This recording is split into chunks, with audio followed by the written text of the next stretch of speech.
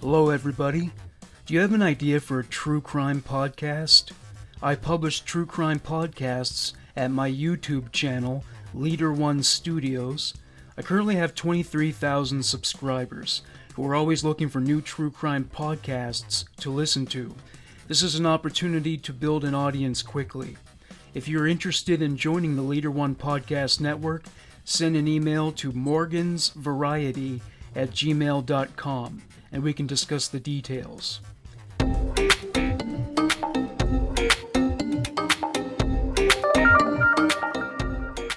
Hello, everybody. Gratitude to everybody for listening, and additional heaps of gratitude to everybody who donates to the Patreon account. You keep the show going with your donations. As I keep the expenses paid, the more content I can create. You can donate at www.patreon.com/leader1. Or, if you'd like to make a one-time donation, you can send one through PayPal at morganrector331@hotmail.com. Remember, there is no minimum donation, no maximum donation. If $1 a month is all you feel like you can manage, especially in these difficult times, it's still appreciated. Thank you for everything and enjoy the show.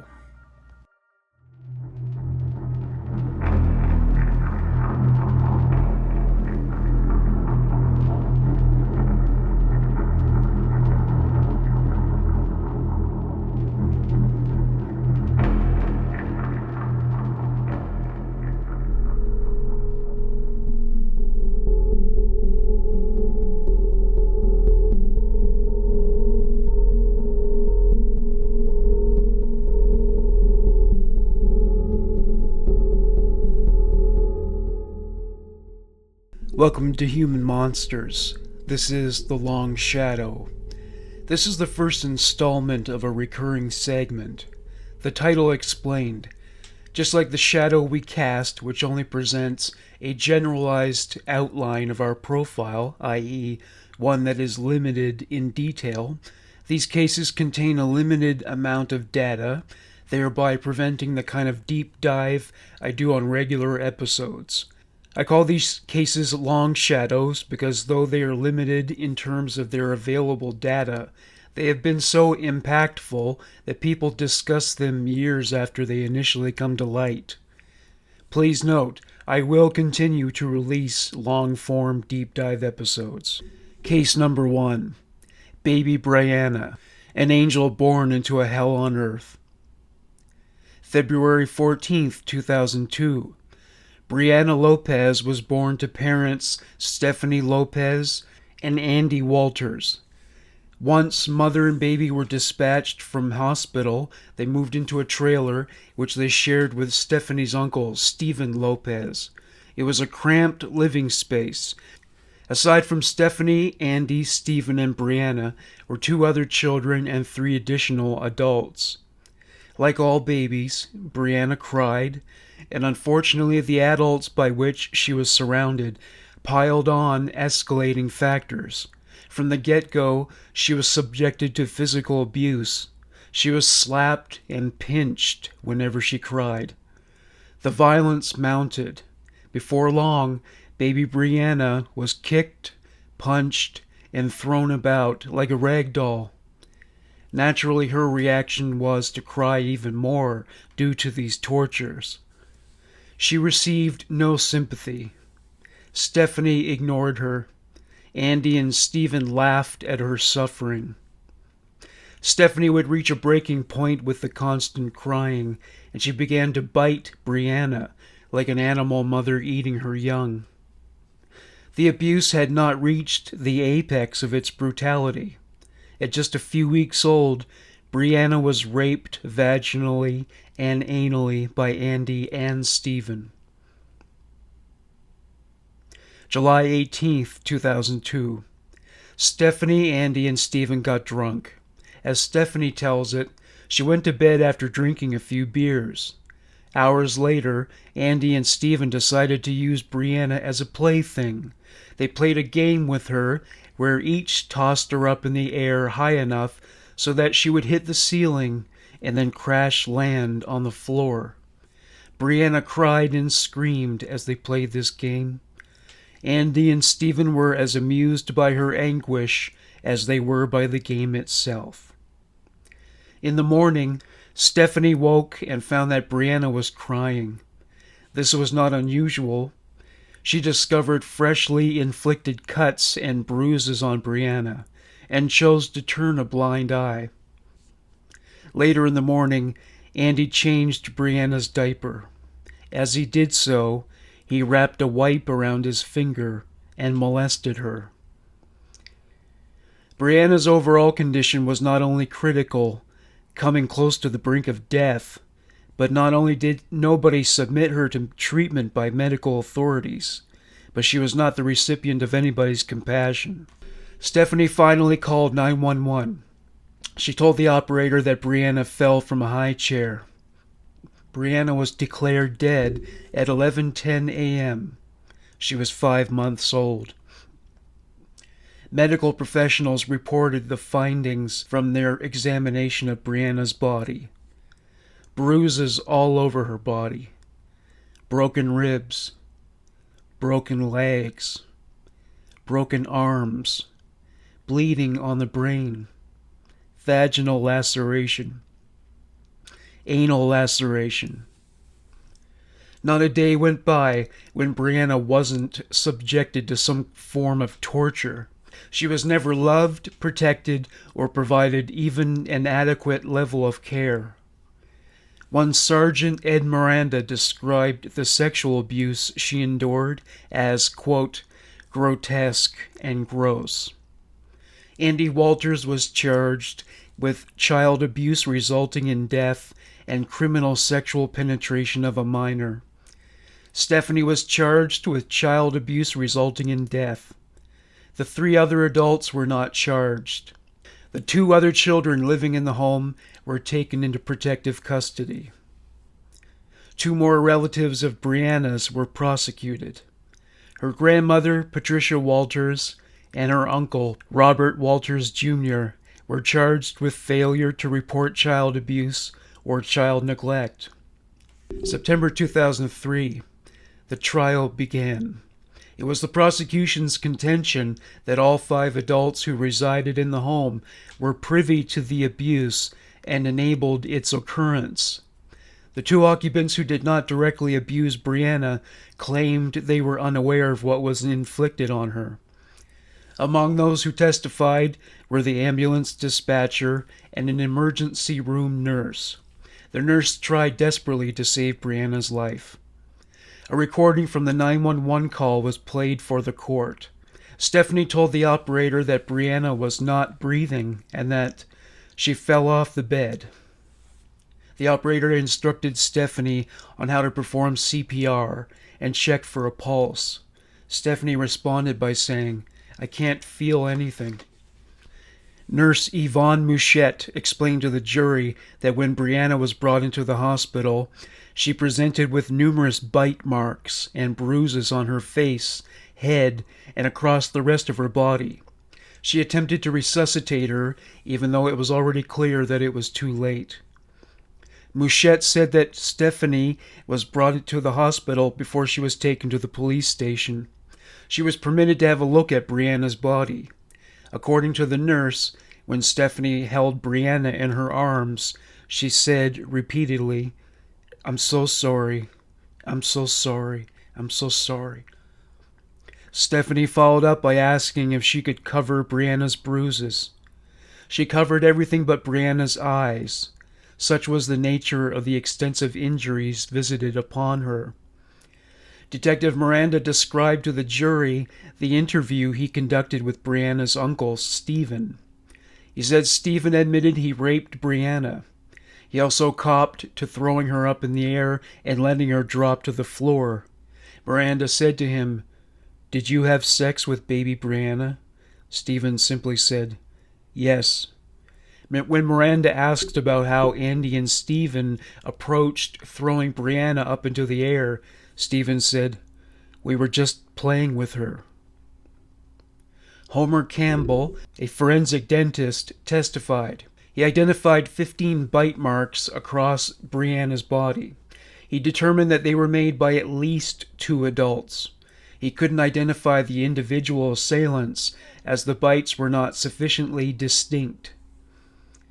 A crime lab analyst testified that blood found in Andy's underwear was tested. It had been drawn from Brianna.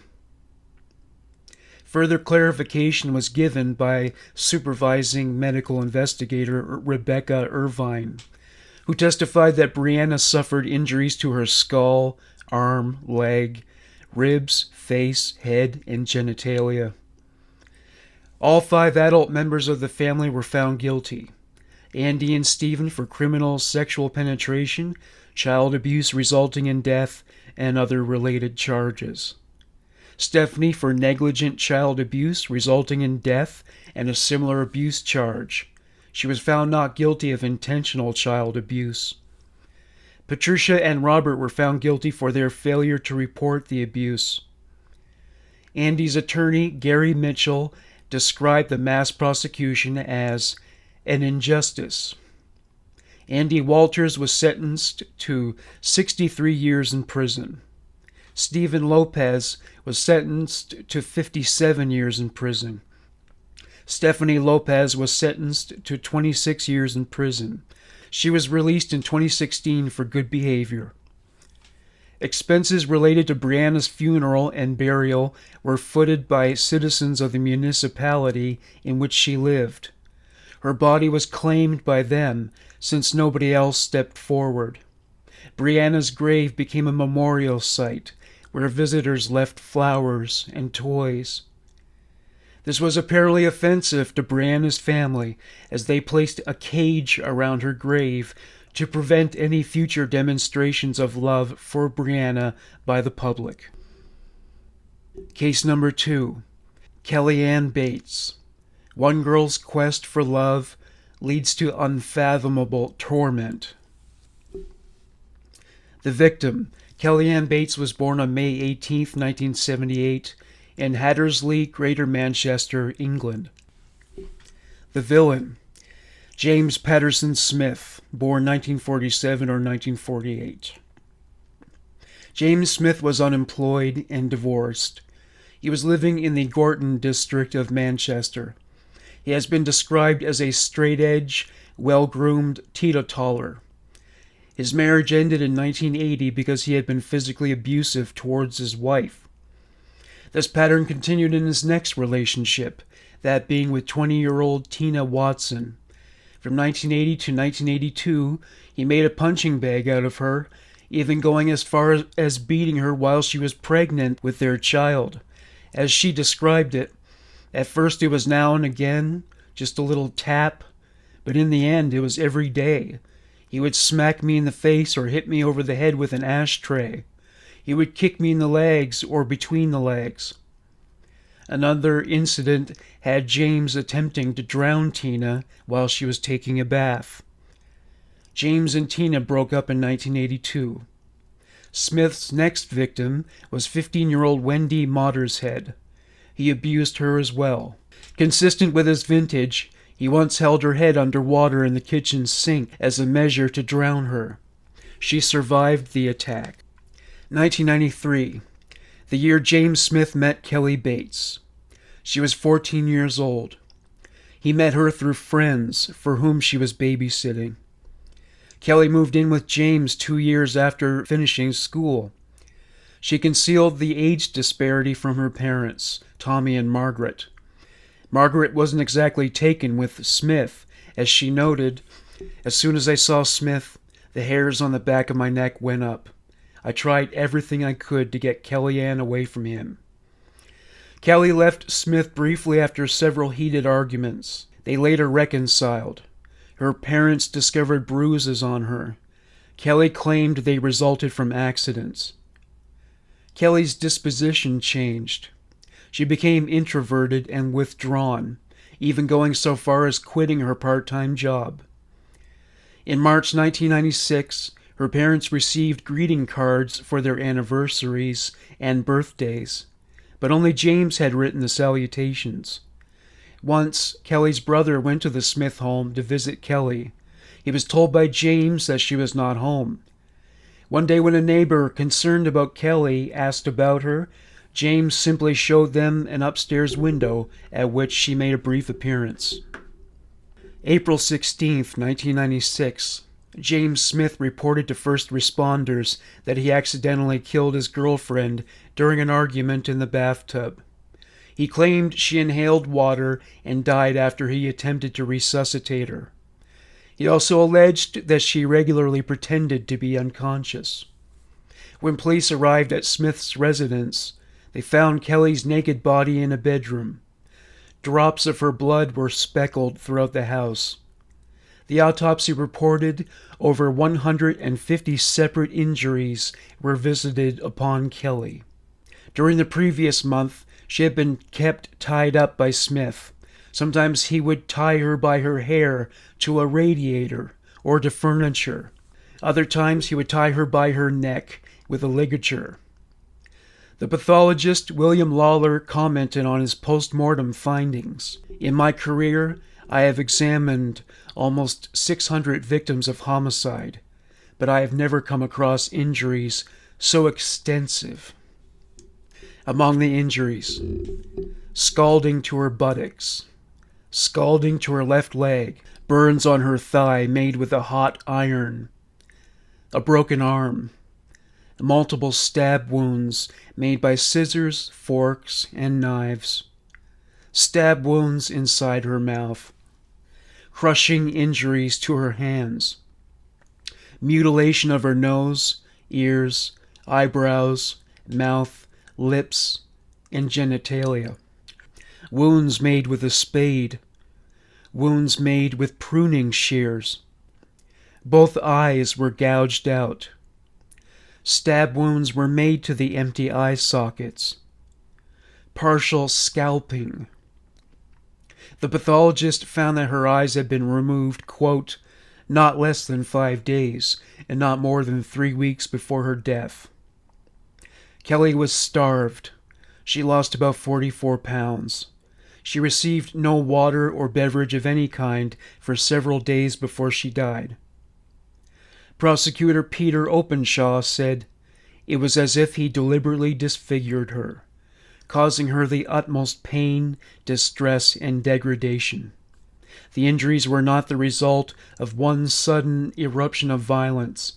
They must have been caused over a long period and were so extensive and so terrible that the defendant must have deliberately and systematically tortured the girl." Drowning was determined to be the cause of death. Soon before she drowned, she was stricken about the cranium with a shower head. At the trial, James Smith denied that he killed Kelly. He said she, quote, would put me through hell, winding me up. He alleged that Kelly taunted him about his dead mother and had, quote, a bad habit of hurting herself to make it look worse on me. When he was asked about why he blinded, stabbed, and beat Kelly, he said she dared him to do it. One Gillian Mezzi, a consultant psychiatrist, analyzed Smith and said he had, quote, a severe paranoid disorder with morbid jealousy, and that he lived in a, quote, distorted reality. The jury only took an hour to find James Smith guilty as charged. He was sentenced to life. The judge recommended that he serve a minimum of 20 years. The judge made it clear to Smith how he felt about him.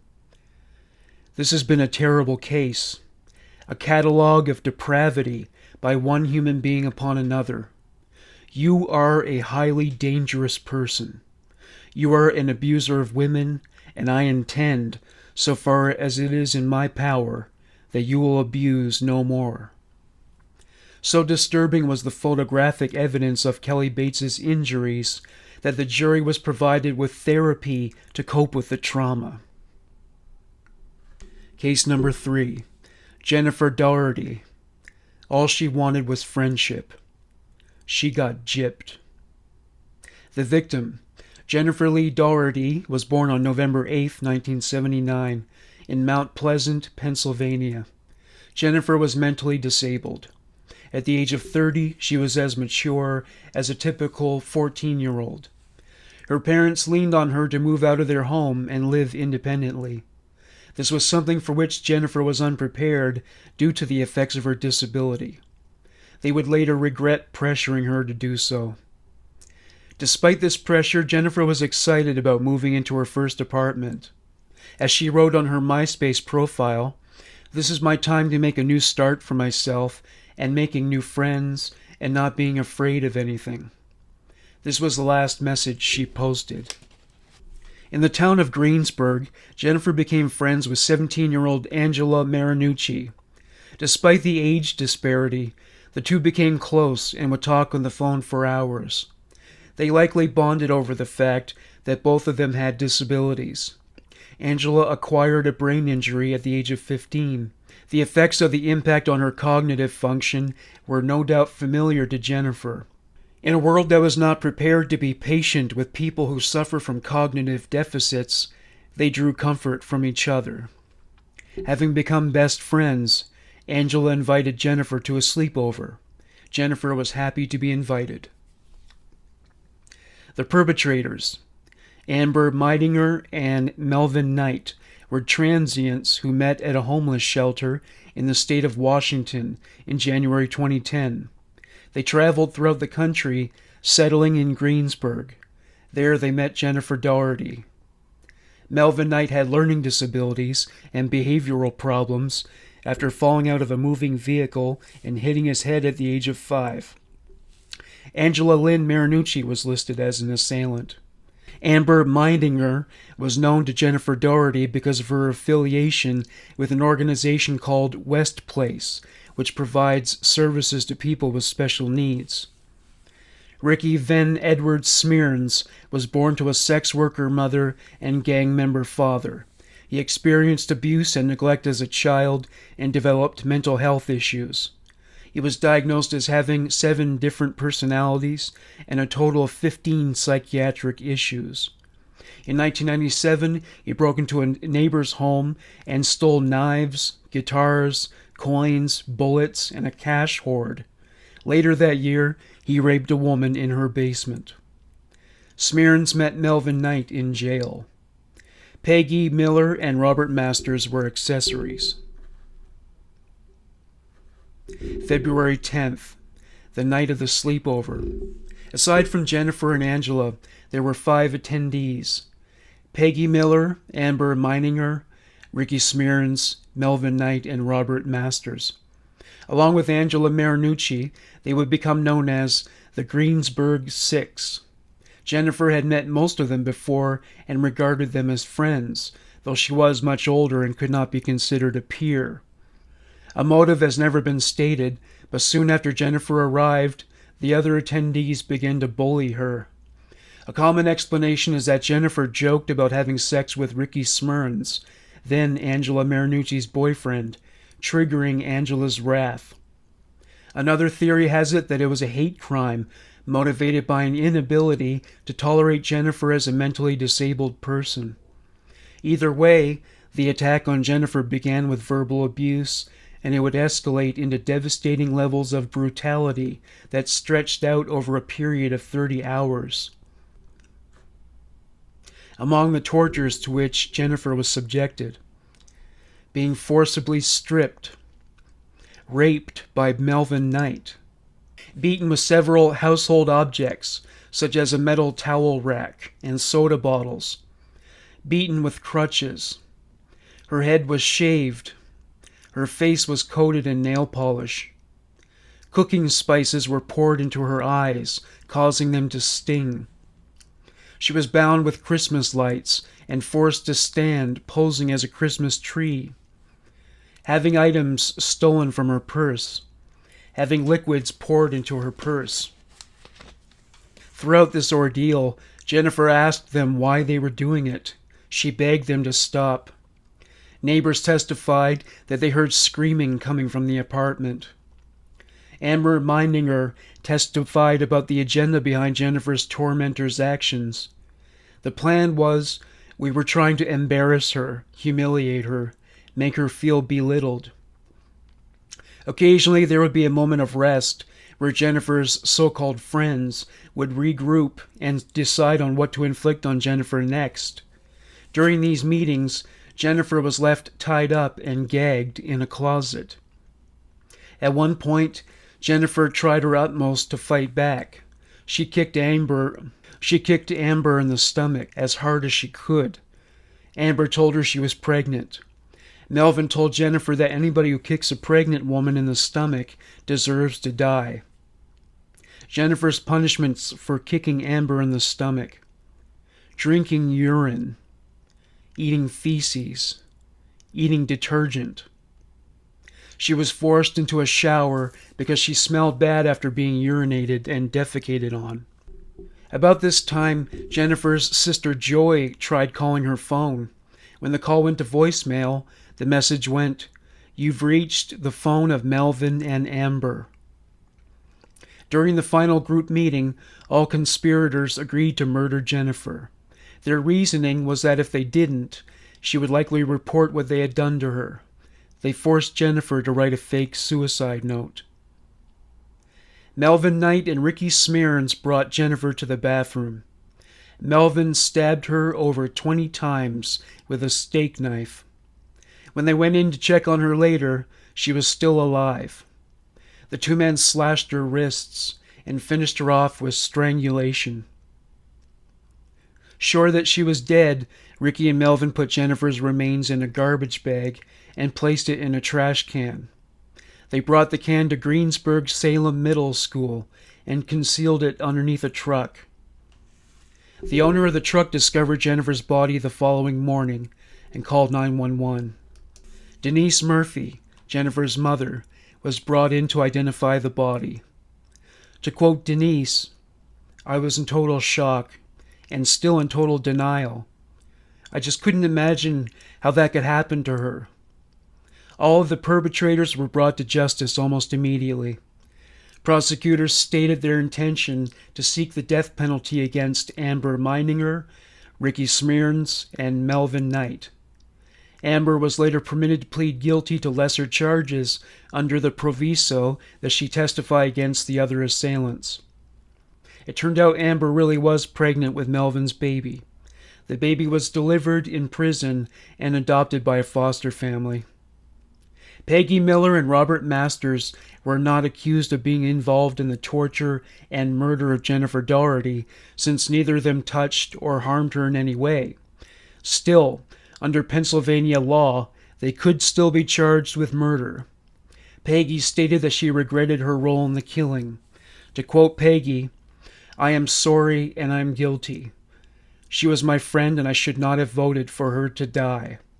It should be noted that during the last 30 hours of her life, Jennifer was left alone with Peggy and Robert while the others left the house. She begged them to help her, but they refused. Ricky Smearns and Melvin Knight were sentenced to death. They remain on death row. Peggy Miller, Amber Meininger, and Robert Masters were given long prison sentences. Robert will only be eligible after serving 30 years. Peggy after 35 years, and Amber after 40 years. While seeking a pardon, Amber said, "I am seeking clemency because I want to be granted a second chance at living my life outside." Case number 4. The so-called otaku murderer and human Dracula, Tsutomu Miyazaki. Tsutomu Miyazaki was born on August 21st, 1962, in Itsukaichi, Tokyo. He was the oldest son born into a wealthy family. His family operated a regional newspaper company. His was a premature birth, and he suffered from a rare birth defect which resulted in a fusion of his hand joints. This prevented him from being able to bend his wrists upward. He was primarily raised by his grandfather and a male nanny who was intellectually disabled. Tsutomu was bullied in elementary school because of his deformity. The experience affected him deeply, diminishing his self-esteem and leading him to becoming introverted. In high school, Tsutomu was an academic star for a while, but inexplicably his efforts in this area went on a sharp decline, and his grade point average plummeted. He was therefore ineligible to attend university, where he would have studied English and become a teacher. He enrolled in a junior college, where he studied to become a photography technician. In the mid-1980s, Tsutomu moved back into his parents' home. He shared a room with his older sister. Despite the high level of financial security his family enjoyed, he had no interest in taking over his father's print shop. At this time, Tsutomu was a troubled man and badly wanted to share his problems with his parents. He felt he couldn't turn to them for support because they were more preoccupied with the pursuit of money and material things and were unsentimental. He felt they would not have been willing to listen to him, and his problems would have gone ignored. At one point, his pain and loneliness had driven him to thoughts of suicide. He was supported by his grandfather, but rejected by his two younger sisters. Tsutomu's grandfather died in May of 1988, which exacerbated his depression and feeling of isolation. As a measure to retain some part of his grandfather, he ate some of his ashes. It was about this time when one of his sisters caught him watching her as she took a shower. When she told him to leave, he attacked her. When his mother found out about it, she told him to focus more on work and spend less time on watching his videotapes, which consisted mostly of horror films and pornography, much of it in the manga and anime mediums. He assaulted her. August 1988 to June 1989, the period when Miyazaki committed what became known as the Little Girl Murders. August 22nd, 1988. One day after his 26th birthday, 4-year-old Mary Kono disappeared while playing at a friend's house. Her father called the police after efforts to locate her failed. What transpired was Miyazaki led her into his car and drove westward from Tokyo. He parked the car under a bridge in a forested area. He sat beside her for a half hour before finally killing her. He molested her corpse. He dumped her remains in the hills near his home. He took her clothes with him. He returned to her corpse a few days after it had begun to decompose. He removed her hands and feet. He kept them in his closet. He burned the rest of her bones in his furnace. He followed up by grinding them into powder, placing them in a box, along with many of her teeth, photos of her clothes, and a postcard onto which he wrote, "Mary, cremated, bones, investigate, prove." August 3rd, 1988.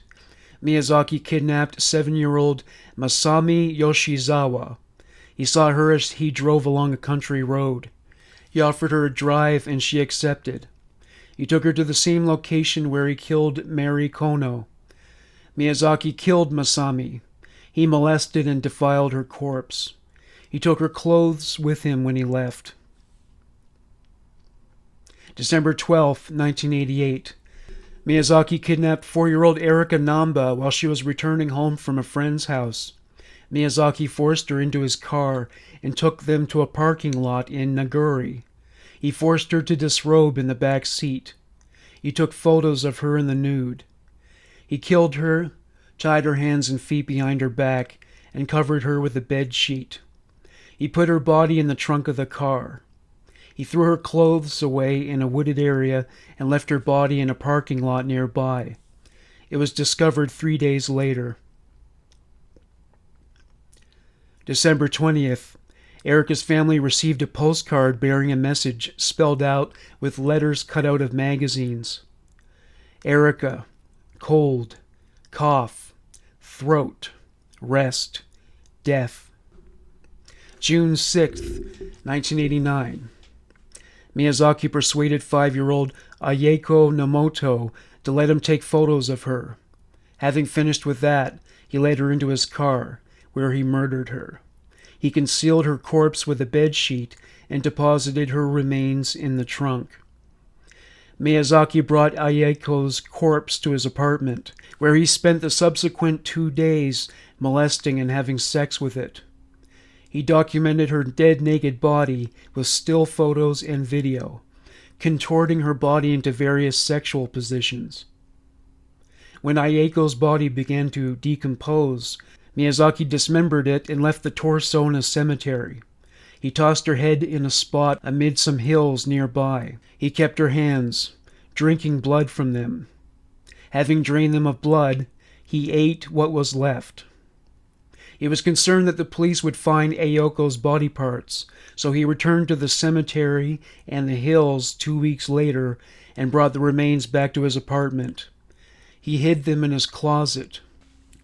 July 23, 1989. Miyazaki spotted 2 sisters playing in a park in Hashioji. He managed to separate them, luring the younger girl away.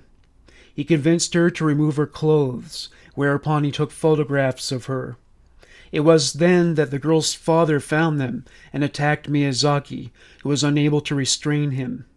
Miyazaki was able to escape on foot, but he was detained by police when he returned to his car.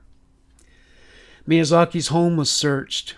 5,763 videotapes were found. Among them were anime and slasher films. He cited the slasher films as contributing to his bloodlust. Among these items were video footage and still photos of his victims.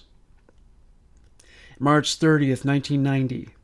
Throughout his arrest and trial, Tsutomu came across with an air of detachment, seemingly unaffected by the proceedings.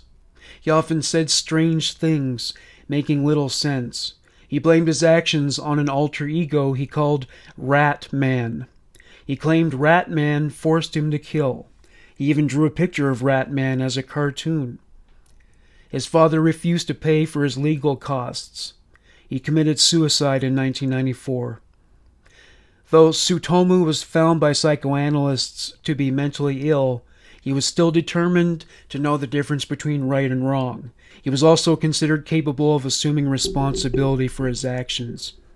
Bizarrely, he described the murders as an, quote, act of benevolence. April 14th, 1997. Tsutomu Miyazaki was sentenced to death. June 17th, 2008. A death warrant was signed, and Tsutomu Miyazaki was hanged at the Tokyo detention house the same day. Thank you for listening to Human Monsters. Bye for now.